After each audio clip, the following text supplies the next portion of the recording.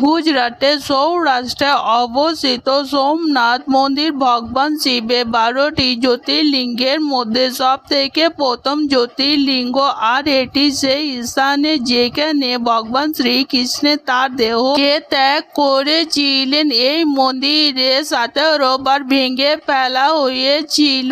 1026 সালে সোমনাথ মন্দিরকে মোহাম্মদ গাজনবী ভেঙে টুকরো টুকরো করে দিয়েছিলেন।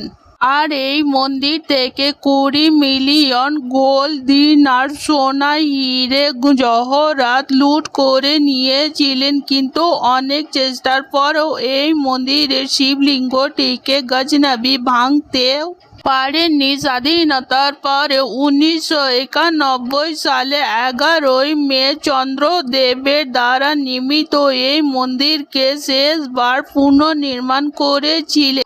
আর আজ 2026 সালে 11 মে এই মন্দিরের পুনর্নির্মাণের 75 বছর পূর্ণ হলো। এই শুভ মুহূর্তে প্রধানমন্ত্রী নরেন্দ্র মোদী সোমনাথ মন্দিরে কুম্ভাভিষেকের মহাপুজোর বিশেষ ব্যবস্থা করেন এবং 11টি পবিত্র স্থান থেকে জল এনে মন্দিরের চূড়ায় কুম্ভাভিষেক করা হয়েছে। সবাই বলো হর হর মহাদেব।